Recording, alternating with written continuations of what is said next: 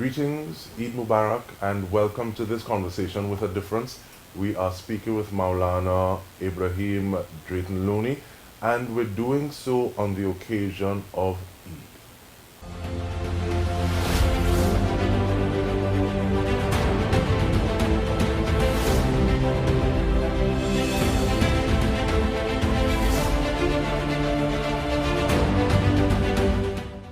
Welcome. Thank you so much for making the time. Eid Mubarak, Maulana. How are you? Good, Alhamdulillah. Eid Mubarak to you, the family, and everybody who is viewing.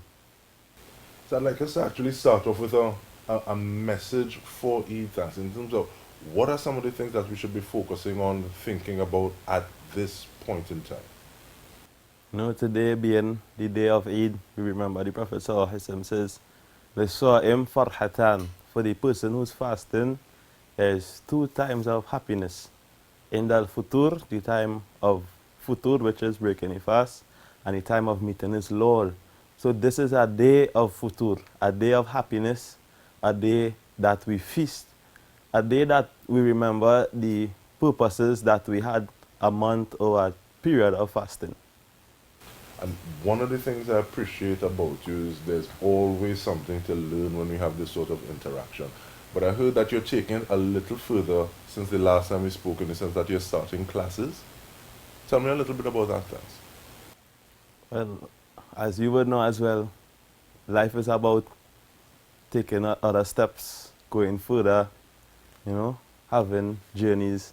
And for myself, I realized that there's a lot more I could have done if I took certain initiatives for myself and trying to reach out to the people, and I get a good feedback like that.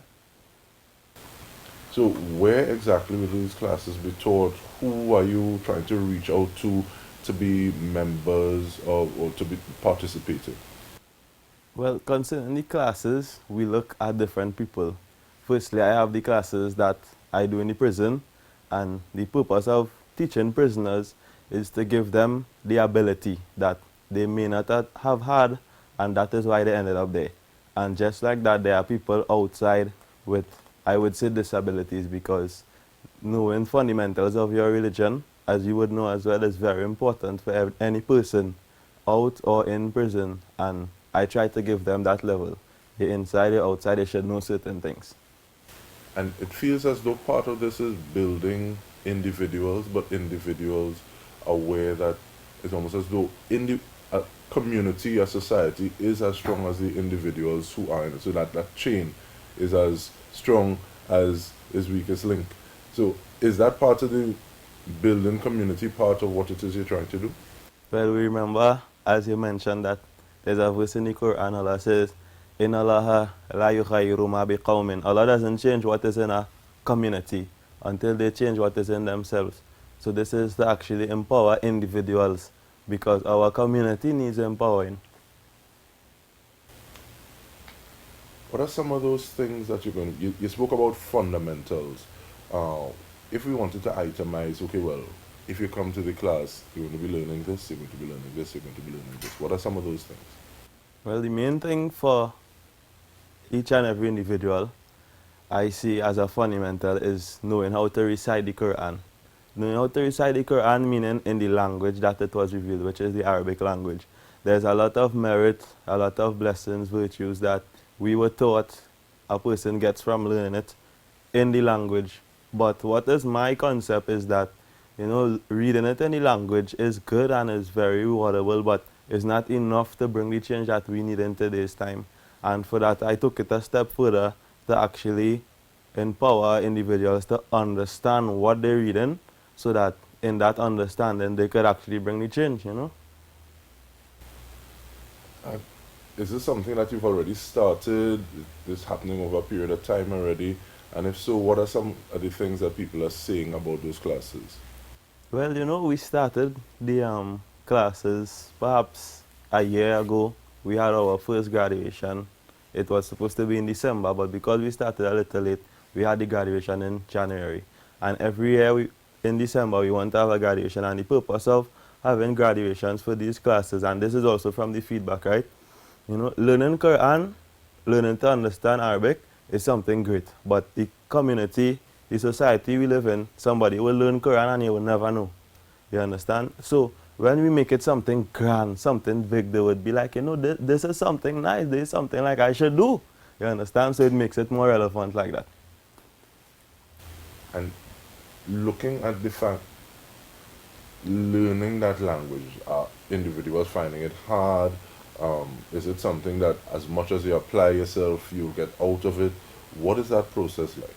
Well, learning the Arabic language is a bit different for me because firstly, I didn't speak Arabic from small, you know, and even recently I saw a bit of struggle with myself because I wasn't able to teach my son Arabic because he's a baby. I learned Arabic as a adult, as a young adult, and it is easier for me to teach young adults Arabic than somebody who is small, right? So learning Arabic is easy for a person who doesn't speak Arabic if the teacher is also a non-Arab, so that he would know how to come across to you. You know, and there's a lot of challenges because, as I say, it's only last year we started. But, you know, we see in the progress and the passion from the people is growing as well. Tell me about some of the progress, thank you. Well, some of the progress that we have is basically from, I would say, the students, right? Some of the students, they do exceptionally well in their exams. Some of the students, they got more foundation of the Arabic language, right? But what we're looking at actually for the students that coming in, well, after Ramadan, I will be having some new students, is that they can actually be able to stand up and have a more conversation, not just understanding. Last year it was about, you know, a foundation. They could see an Arabic sentence, they would be able to tell the grammatic errors in the sentence, they would be able to structure a sentence. But this year, not only structure I'm looking at, but I want conversation to be more emphasized. So it's, apart from just being able to read, you're also talking about, well, being able to converse, you're also talking about reading and writing as well? Reading, writing, conversing, translating. Learning the language as a young adult, what were some of the things that you went through? Because I think you would have also literally kind of immersed yourself in learning all things. But what were some of those things, that questions, challenges that you had to deal with, which possibly helps what it is you're doing now with people who are young adults trying to learn as well? Well, I started learning Arabic from as well as non-Arab. And there's a lot of different cultures you would pick up whilst learning a new language, because our language is a culture. And learning the Arabic language, there's a lot of different disciplines that you learn that you would be taught. And this actually helps the person to learn the language. So one of the things is that when you're learning, especially Arabic language, you absorb from just hearing, and it's with different language as well. But the Arabic language, when you absorb one word from that one word, you could understand and relate to different words because of how the words itself in the Arabic language is connected. My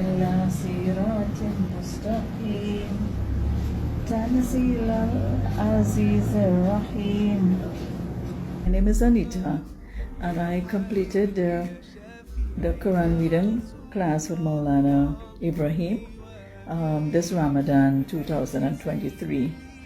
I enjoyed the program very much. What I enjoyed a lot was that the program was well structured and the lessons and the exercises were short, so that you had enough time to concentrate on each new skill. I did not have any challenges because what I did, I organized my time with Maulana, so we came up with a mutual time that's convenient to both of us. I would recommend anyone to do this program with Maulana Ibrahim. Talk to me a little bit about unity. And I say unity because there are few initiatives that you're working on, and that move towards unity seems to be part or underlying all of them. So what's the importance to you of this unity that I see you working towards? Well, unity is something that, for me, embracing Islam, growing into Islam, I could say in a comfortable position that we lack unity as a community. We find reasons to segregate, reasons to separate, and we don't work towards it. So the purpose of actually starting the Arabic or having graduations and learning the Arabic as a language is for other organizations, right? And my organization that we just started, Usatul Muslimin, right? We emphasize that is an association. So we want to work with different organizations to show that, we didn't just make an organization to be independent on our own, because it's easy to be independent, right? But we built our organization so that we can be independent together. And in that togetherness, we have strength, you understand? We find that as a community, right? And we can see the weakness in different communities as well. But as a Muslim community, there's a lot of weakness that we have because of not being united. And I'm not going to try to repeat the name, but it translates to the Muslim Family Association. Correct. But I like the point that you made. It's easy to be independent. I can see the potential for other communities, other organizations within the body of Islam in Trinidad and Tobago say, what are they doing? And to try to pull away a little bit. Right. How do you address somebody who has that kind of point of view? Well, you will meet people like this, right? And I wouldn't blame them, because I always believe, talking about energies and spirit as well, that sometimes your energy gets disturbed from an external energy, and that is the devil, right? So sometimes the devil doesn't want you to support good works, right? And the main goal is, and this would be to help the unity, the main goal of the organization, my dream is to establish a school. We find people graduate as scholars, Maulanas and Sheikh, and they're working in phone shops and they're working in normal jobs, and nothing is wrong with that. But what I want to do, I want to give a person who has a degree a place to facilitate that he studied for. You studied 7 years reading the Quran and understanding the Quran. Why don't teach the Quran instead of working taxi? You understand? And this could actually empower the community better, because that is your field. You would benefit more people in that field. And it would help the scholars, the different leaders, to actually have a purpose in what they have done. You understand?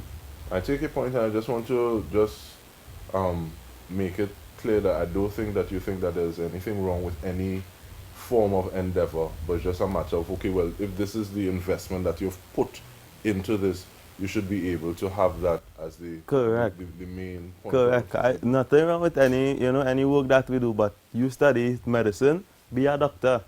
You would find yourself more happy in that place. You would find it less of a work, and more of an enjoyment. It's always nice to have, especially if you're spending so many hours, for it to not feel like work or drudgery, but as something that kind of uplifts your spirit, and you function differently. Right, the man who works, the man who does what he loves doesn't work. So you have any ideas where it's going to be? What are some of the things you need? Who are some of the people? Because you made the difference between, or you stated the distinction between teaching someone who's young coming up versus teaching a young adult. So you have those kind of things set out in your mind as well? Correct. Well, we have aims, and we also see where we would need support.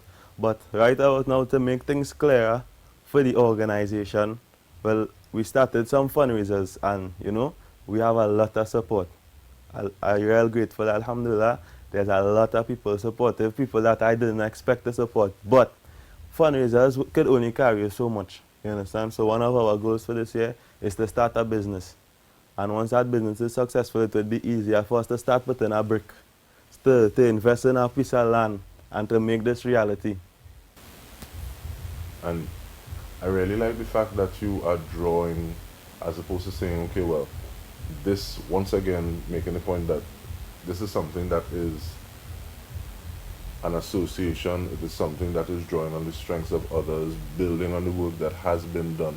But just before we continue along that line, I want to ask again, in terms of building that foundation within individuals, has there been a story, somebody talking to you saying that because of this class, I'm better able to do this, or I'm better, I see myself as being a better person? Have you gotten that? Well, you see, and this is the purpose a lot of them actually start the class, because they like Quran. Some of them already know how to read. I don't teach them, right? They like Quran, and you know, I get reports, people mention to me that, you know, since I start understanding a little bit, you know, I could actually get what I'm saying more. It has more meaning to me than just reading it, you know. And even some people, they don't know how to read Quran, they don't know how to read Arabic, and when they learn how to read, you know, it gives them more encouragement to read. So I got a lot of positives, a lot of positive. That is what I focus on, you know. You always Totally get- understood. And I like the fact that you talk about people being able to read, people having that presence. One of the things about you is that you you can be at different places of worship. Is that something that people speak about? Is that what was the thought process behind that, as opposed to saying, okay, well, you can find me here, or I'm just going to be at this specific place? Right. So the thing with myself, you know, growing, you know, still have a long way to go, is that I work with different organizations. There was one time, you know, the last time we met, I used to work with one organization. I used to be the imam of one place. And currently, I'm no longer the imam. You know, I have my own organization. And doing so, I see a need for myself in different places. So I try my best, you know, to spread the butter and the bread. I go to different places and give them the same message, so that when that call becomes more loud, you know, people from different places already heard it and they know where to come. Because speaking right about now, I have no base to say this is where I reside. But people around different masjids, they would hear about me more than, you know, a year back. You understand? So it's a journey. It's a journey, I would say. And what I think it sometimes, and what I appreciate about that as well, is that someone going to the same place but seeing different individuals, it can also keep the main message as the main message. I know sometimes, I remember someone saying that if the object that we're focusing on is the moon, sometimes spiritual paths could be different fingers. So someone say, no, you're supposed to be pointing with your middle finger, so you're supposed to be pointing with your index finger. And I think sometimes we can even look at the hand that it belongs to. So we start to focus more on the individual than the object, or the person, the higher power that we're supposed to be focusing on. But getting that same message, I think, from different individuals, I think is also important. Being able to say, all right, let's keep our focus on the main thing. But, and you moving from one place to the other, do you find yourself picking up things from individuals as well? So this person does this way. I like how they help the message to come out when they do this. Is that something that you're doing as well? Because you said you have a lot to learn still as you progress.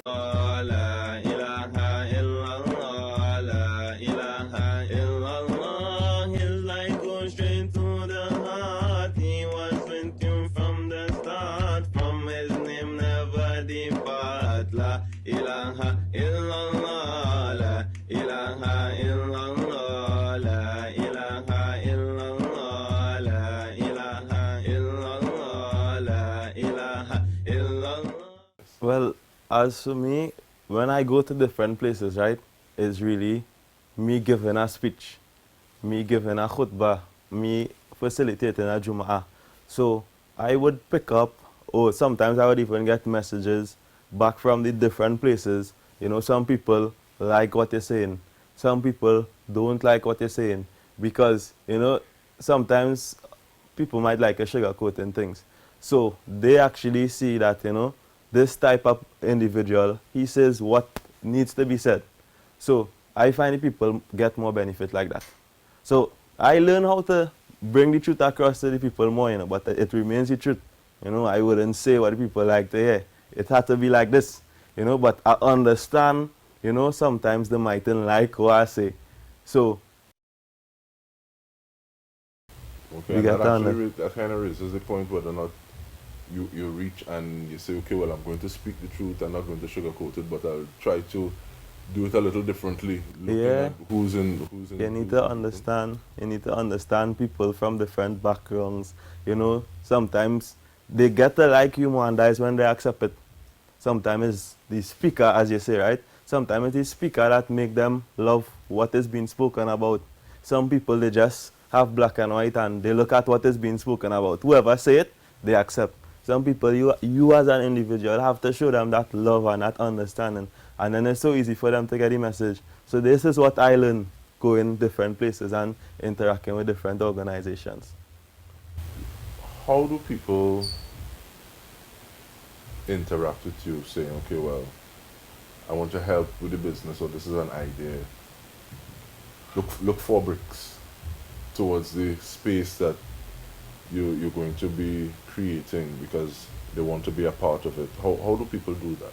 Honestly, I must say that I get a lot of support. I don't know. I learn a little bit about the creator. I don't know the creator completely, but I know that what is happening, he has a great part to play in it. Because for me, everything that happened, it happened properly. Like it was organized from somebody else who wasn't in the picture. So from the time I left the masjid, being the imam, right after, like the same month, the same moment, actually the same day, right? The same day, God is my witness, I was given an award, right, for the Islamic Scholar of Trinidad and Tobago. The same, actually I was in the award ceremony, right? And from there, the organization was formed. It had members, everything, managers, and some people would support by actually being there and listening to what I want to say and help me to execute it just like how I want it.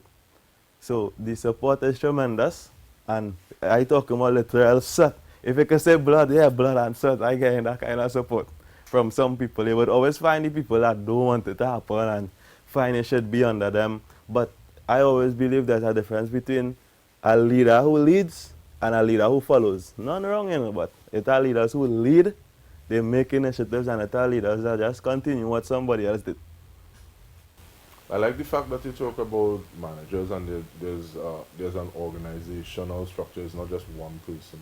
'Cause I think sometimes people ask, a person that's doing the thing when the name is the name, but we're not sure if there's anybody else behind it. Correct. So give us an idea about that structure, as well as if people want to continue supporting or to start supporting, how do they do that with the Muslim Family Association? Well, as the name is, right, this is why I came up with the name actually. Usatul Muslimin, the Muslim family. So the Muslim family, the idea that I had and was supported is that we should have a group of people. We're not family, but we became family because we have the same goals, we looking towards the same thing. And we supporting each other achieve this. So in that, we would have the person who would be the director, right? Which they chose to be me, right? Then we would have the secretary. The secretary is the person who doing all the paperwork, doing everything that, would be unnecessary for me to do. Then we have the treasurer, we have the manager of business, we have the manager for programs. And when the time comes, you see all these people step up. You understand? They all step up and they do what they have to do. So it's not hard upon me, and I see it like a way step forward than where I was before, And it's a message also for the different leaders, right? Because you find yourself in a mosque and it's a good place to be, right? I would go, perhaps, God wills, the school is established and stuff, and one of my teachers advised to build a masjid as well. Or even if I go back to a masjid, it should be in a place or a time that I'm more independent personally. Because you find in these places, sometimes the same managers would kind of put the imam, who's supposed to be the leader, where they want him to be. You understand? But how Allah made it for me, right? They actually came, we formed this together. So all of these people who sit in here is not people who I met there. We came together, so we together in this thing. Nobody wants to remove nobody fighting down nobody. That's what the minor part of the whole organization. We have no problems there. The management going good. All right, so we started asking for an Eid message, and we want to end with something along the same lines. Thank you. So, and I'll leave that final word to you. For a message of Eid, I would quote the Quran, the words of Allah. Allah subhanahu wa ta'ala says, Yuridullah bikumul yus, Allah wants ease and Allah wants hard, and Allah does not want hardship. Yuridullah bikumul yus, Allah wants ease for you, Allah does not want hardship for you. Allah wants you to complete this duration which is the month of fasting, well, he took up Birullah, and he wants you to show greatness towards him, to what he have guided you. This is a day to show greatness towards him. This is a day to thank him. And we remember what is the purpose that Allah wants us to complete the Iddah, the duration of fasting. The duration of fasting is not just for us to fast a month and then for the next 11 months of the year we enjoy and we forget about the fasting. But this duration is like you going to fight a battle, and before the battle you have a fake gun, you have a fake sword, and you're practicing with it, right? As the messenger says as well. When Ramadan comes, the devil is chained up, you know. So you're not in an actual battlefield at the moment. So it's an enjoyment and a happy time. But the real fasting is when you have to fast tomorrow for the 6 days of Shawwal. The real struggle is to continue showing greatness and takbir to Allah by praying your 5 daily salah. So it's a happy time that you have achieved a month of fasting, and it should remain a happy time because you remain in the devotion of God Almighty, Allah subhanahu wa ta'ala. Maulana Ibrahim Drayton-Loney, we want to thank you so much, and we want to thank you for tuning in. Have a lovely one. Thank you once more for joining us.